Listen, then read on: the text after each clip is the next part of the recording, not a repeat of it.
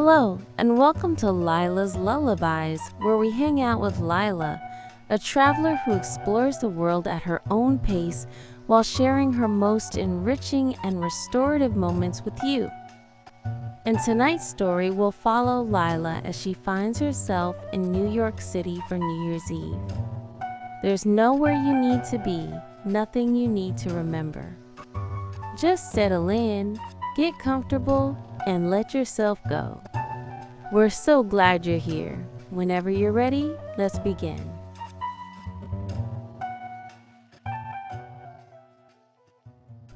The afternoon light filtered through the tall windows of Grand Central Terminal, casting long beams across the main concourse, and Lyla paused just inside the entrance to take it all in. She'd arrived earlier than necessary, a habit of hers when traveling, and now she had a few hours to walk, to wander, to be part of the city on this particular day. New Year's Eve in New York. Even the words felt significant, weighted with expectation and tradition, and the collective energy of millions of people marking the passage of time together. But here, inside Grand Central, there was a curious sense of calm, despite the crowds. The terminal had always felt more like a cathedral than a train station to Lyla. Something about the scale of it, the architecture, the way sound moved through the space. She looked up at the vaulted ceiling, that famous astronomical mural with its constellations painted in gold leaf against a sea-green background. The stars glowed in the afternoon light, and she found Orion, Pisces, Taurus, old friends watching over the travelers below. People moved through the concourse in all directions, some rushing, some strolling, some stopped in the center with their faces tilted up toward the ceiling, just as Lyla had done. A tour group clustered near the information booth, that iconic four-sided clock rising from its center, each face made of opal. The clock read 3:47. Hours yet until midnight, until the great collective turning of the calendar. Lyla adjusted her coat, a long wool one in charcoal gray, and wound her scarf a little tighter. It was cold outside. She'd felt it when she arrived, that sharp New York winter cold that found its way through any opening. But she was prepared, and the walk ahead would keep her warm. She made her way through the concourse, past the elegant shops that lined the perimeter, past the grand staircase that swept up to the balconies above. The terminal smelled of coffee and pastry and the particular scent of old stone and countless journeys. A man played saxophone near one of the corridors, something jazzy and smooth, his case open at his feet with a scattering of bills and coins. The notes echoed beautifully in the space, adding to its cathedral quality. Lyla dropped a few dollars in his case as she passed, and he nodded without breaking his melody. She headed toward the Vanderbilt Avenue exit, joining the flow of people streaming out into the city. The revolving doors spun steadily, and when she emerged onto the street, the cold hit her immediately, sharp and clean, making her catch her breath. The sky was a pale winter blue, cloudless, the kind of cold weather sky that promised a clear night ahead. The street was busy with the afternoon rush, cars and taxis moving in fits and starts, delivery trucks double parked, people on sidewalks walking with purpose. But there was something extra in the air today, a current of anticipation, a festivity held just barely in check. She noticed it in the way people moved, in snatches of overheard conversation, in the occasional group clearly dressed for celebration despite the early hour. Lyla turned left and began walking west on 42nd Street toward Fifth Avenue. The buildings rose on either side, Art Deco and modern glass and everything in between, creating urban canyons that channeled the wind. She tucked her chin into her scarf and kept walking, her hands in her pockets, her steps steady. The sidewalk was a constantly shifting puzzle of people, all navigating around each other with that particular New York choreography. The quick sidestep, the slight shoulder turn, the unspoken agreement about pace and space. Lyla had always appreciated this about the city.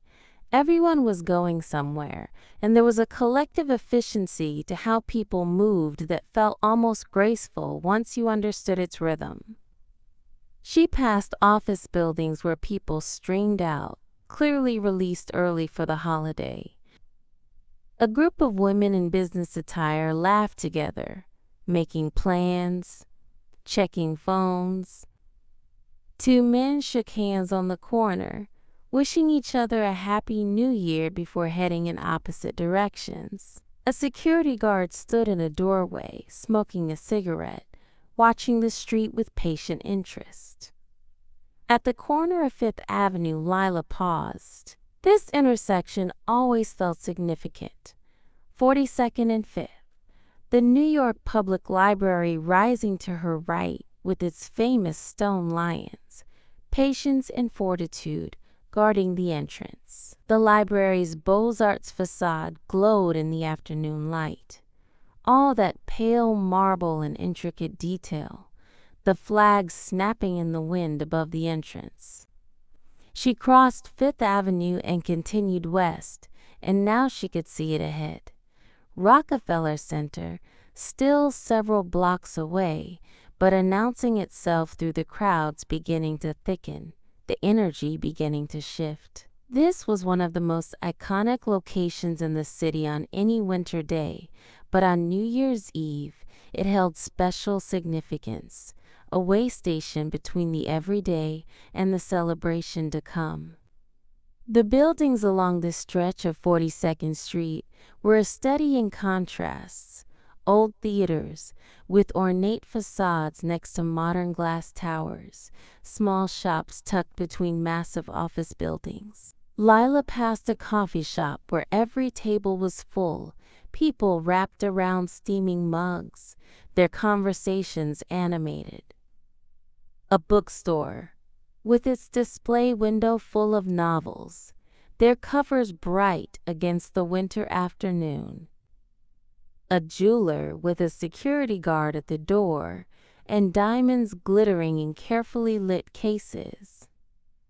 The light was beginning to change, taking on that quality particular to winter afternoons, still bright but angled, creating sharp shadows, making everything appear slightly more vivid. The cold-made colors seemed sharper somehow, the red of a storefront awning, the green of a traffic light, the yellow of a taxi.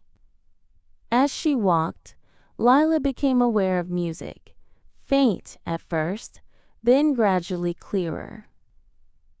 Someone was playing steel drums on the corner ahead, the Caribbean sound cheerful and incongruous against the Manhattan winter. A small crowd had gathered, and people dropped money in the upturned hat at the musician's feet. The music was celebratory, a preview of the evening to come, and it made Lyla smile. She turned right on 6th Avenue, and there it was, Rockefeller Center spreading before her, that complex of Art Deco buildings arranged around the famous plaza. Even from a distance, she could see the crowds, the famous Christmas tree still standing though Christmas had passed, the golden statue of Prometheus overlooking the skating rink. Lyla joined the flow of people heading toward the plaza. The sidewalks here were significantly busier, filled with tourists and New Yorkers alike, all drawn to this focal point. She passed the Channel Gardens, that promenade lined with planted beds and fountains. Though the fountains were off for winter, their basins empty. The plantings, however, were still decorated for the season. Evergreen branches and white lights, elegant and understated against the stone planters. The buildings on either side of the gardens rose impressively, their Art Deco facades beautiful, even after decades. Lyla admired the details as she walked. The decorative metalwork, the proportions, the way the buildings seemed to frame the plaza ahead like a stage set.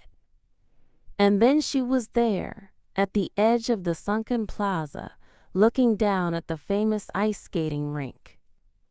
It was busy, as it always was, dozens of skaters circling the ice in both directions, some confident and graceful, others wobbling and laughing, clinging to the rail or to each other. Children in bright jackets, couples holding hands, teenagers showing off, families moving in cautious clusters. The scrape and glide of blades on ice created a constant whisper of sound. Above the rink, the Christmas tree rose, massive and magnificent, even in daylight, its thousands of lights waiting for evening to truly shine. It was a Norway spruce, Lyla knew, probably 70 or 80 feet tall, decorated with miles of LED lights, and topped with a Swarovski crystal star that caught the afternoon sun and threw tiny rainbows across the plaza. Around the plaza's upper level, the flags of many nations snapped in the breeze, a reminder that this place, this city, belonged to the world.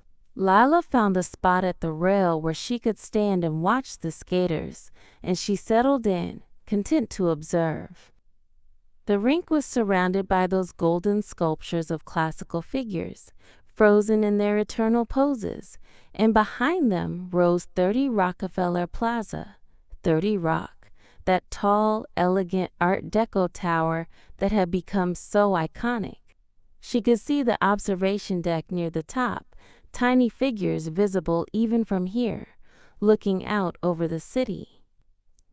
A little girl on the ice fell and immediately started to cry, more from surprise than injury. Her father skated over quickly, helped her up with exaggerated gentleness, and made her laugh by pretending to fall himself. Within seconds she was skating again, the tumble forgotten. Lyla smiled, appreciating the small rescue, the kindness. The air smelled of roasted nuts from a vendor nearby, that sweet toasted scent mixing with the cold and the faint smell of the ice rink's refrigeration system. Someone nearby was eating a soft pretzel, and Lyla's stomach reminded her she might want to find food eventually. But not yet. For now, she was content to stand and watch and simply be part of this scene. Groups of friends gathered for photos, everyone trying to get the tree in the background. A couple stood at the rail in an embrace, watching the skaters but clearly more focused on each other. A man in a Santa hat, probably left over from Christmas but appropriate for the festive day, skated backward with surprising skill, showing off a little, making people smile. After a while, Lyla moved on, walking around the plaza's perimeter. She passed the Radio City Music Hall entrance, where the marquee announced upcoming shows. The Art Deco styling continued here. Everything was curves and gold accents, and that particular 1930s elegance that had aged so well. A few people stood taking photos of the famous marquee, that iconic sign that had appeared in countless movies and photographs. She continued north on 6th Avenue for a block, then turned back west on 50th Street, heading toward 7th Avenue toward Times Square. The crowds thickened noticeably as she walked. This was the pilgrimage route, the path thousands would take tonight as they made their way to the most famous New Year's Eve celebration in the world. But it was still afternoon, and while busy, it wasn't yet overwhelming. Lyla walked steadily, taking in the buildings, the shops, the way the light played across glass and stone. A hotel entrance with a doorman in a long coat and top hat. A restaurant with its windows already steamed from cooking, early diners visible inside, a drugstore with a bewildering array of products visible through its windows. The buildings grew taller, more modern as she approached Times Square. Glass towers reflected the afternoon sky in each other, creating a maze of reflections and light. The sidewalk was a mix of surfaces, some smooth concrete, some textured, some with metal grates that rang slightly under her feet. And then, gradually, she became aware of the screens. The digital billboards that Times Square was famous for, visible now even in daylight. Their brightness, impressive enough to compete with the sun. Colors moved and shifted. Advertisements, news tickers, announcements, all competing for attention in a visual symphony that some found overwhelming and others found thrilling. Lyla emerged into Times Square proper, and even at this early hour, it was impressive. The famous intersection where Broadway and 7th Avenue crossed, creating that distinctive bow tie shape, and every surface seemed to be a screen. Buildings were wrapped in LED displays, enormous and bright, showing everything from Broadway show advertisements to news to fashion campaigns. Some screens were stories tall, dominating entire building facades. The square was busy but not packed. That would come later, much later, as midnight approached. For now it was manageable, even comfortable. Tourists stopped to take photos, tilting their phones upward to capture the scale of the screens. Street performers had claimed their spots. A man painted silver, standing impossibly still like a statue.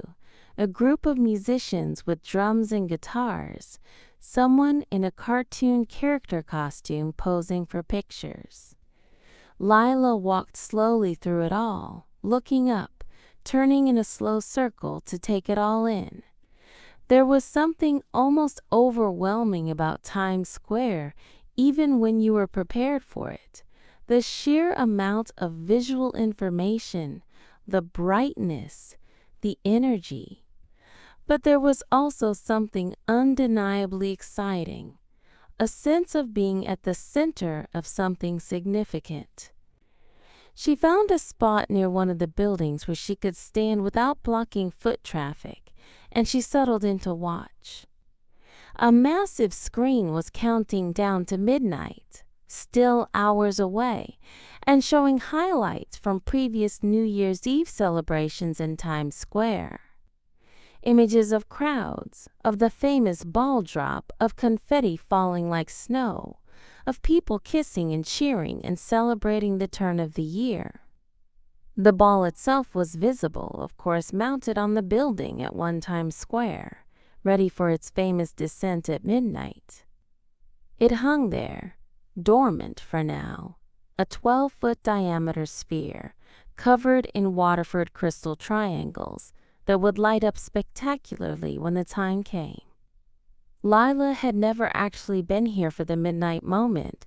She'd always thought it would be too crowded, too chaotic, but she appreciated the tradition, the way millions of people around the world watched this particular moment in this particular place. A family stood near her parents and 2 teenage daughters, planning their evening in rapid discussion. They were debating whether to try to stay from midnight or watch from their hotel, weighing the experience against the cold and the crowds. The teenagers wanted to stay, the parents seemed less certain. Lyla didn't hear the resolution, but hoped they'd find whatever worked best for them. The afternoon was edging toward evening now, the light beginning to shift. The screen seemed to grow brighter, more dominant, as the natural light faded. The crowds were building, but slowly, steadily, people arriving in waves as afternoon turned to evening, turned to night. Lyla decided to walk a bit more, to explore the square from different angles. She headed south on Broadway, past the TKTS booth with its red glass stairs where people sat, taking breaks, eating, watching the scene. Past theaters with their marquees lit Hamilton, Wicked, The Lion King, the names as familiar as old friends. The theaters themselves were architectural gems, many of them, built in the golden age of Broadway, ornate and elegant even from the outside. She turned and walked back through the square, this time on the eastern side. More performers here, a man doing card tricks, a woman singing opera with a voice that cut through the street noise, a breakdancer spinning on cardboard. Each had a small crowd, and money filled their collection containers. This was work, after all. This was how they made their living, and people were generous on New Year's Eve. The smells of Times Square hit her as she walked, hot dogs from a vendor cart, that distinctive New York smell of grilled meat and onions, pretzels from another cart, coffee, something sweet, probably from the candy store with its entrance surrounded by tourists, and underneath it all, the urban smell of the city itself, concrete and exhaust, and hundreds of thousands of people. A cheer went up from somewhere in the square, and Lyla looked over to see a proposal happening.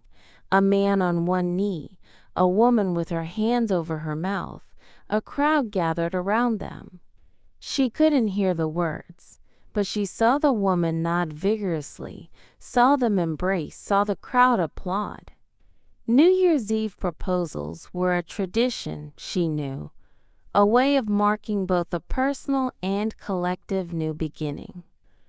The light continued to fade, and Times Square began its transformation. The screens grew more dominant, their brightness now the primary light source, painting everyone in constantly shifting colors, blue, then red, then gold, then purple. It was like standing inside a kaleidoscope, everything in motion, everything bright and vivid. Lyla found another spot to stand and watch, leaning against a building out of the main flow of traffic. From here she could see the crowds beginning to build in earnest now. The NYPD had started setting up barriers, preparing for the organized chaos of the midnight gathering. Officers stood at intervals, mostly relaxed but watchful, experienced with this annual event. Groups of friends arrived in matching hats or shirts, ready for celebration. Families with young children, determined to give them the experience before heading home well before midnight. Couples of all ages, some clearly on dates, some clearly together for years. Solo travelers, like Lyla, simply wanting to be part of the moment. The energy was building, but it remained, for now, peaceful in its excitement. People were anticipating, preparing, positioning themselves for the night ahead. But there was no rush, no desperation, just a collective understanding that something special was coming, and they wanted to be here for it. A street vendor offered Lyla a pair of novelty glasses, the kind shaped like 2026, with the zeros serving as the lenses.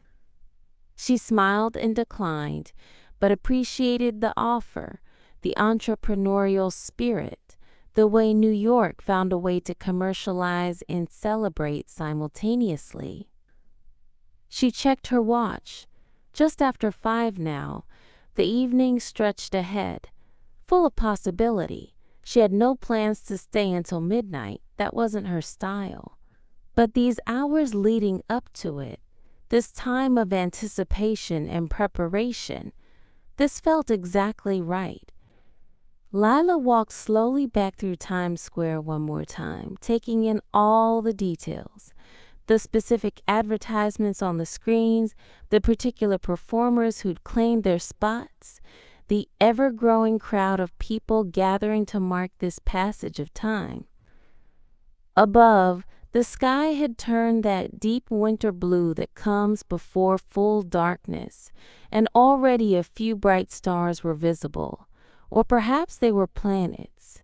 Lyla could never tell. The buildings around Times Square glowed with light from within and without, every window illuminated, every screen blazing, the entire area radiating light upward into the evening sky.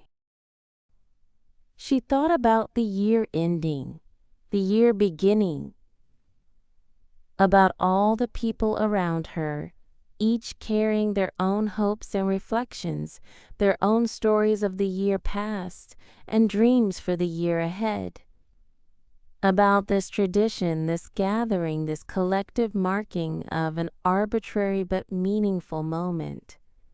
There was something beautiful about it, she thought, something hopeful.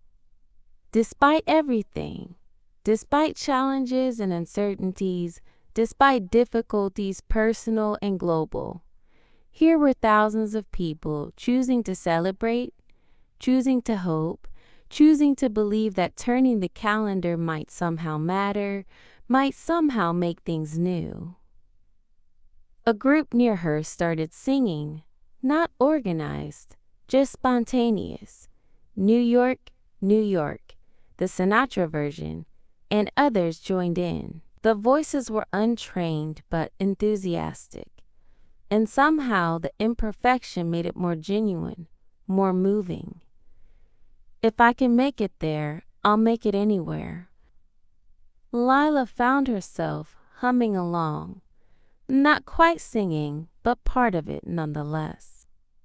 The cold air, the bright lights, the gathering crowd, the anticipation, it all came together in this moment, in this place, in this particular slice of time, on the last day of the year. She stayed a while longer, simply being present, simply witnessing. The crowds continued to build around her, but she felt peaceful within the growing excitement, content to be one person among many, all gathered for the same purpose, all marking time together. Eventually she would leave, would head back to Grand Central, would catch her train, but not yet.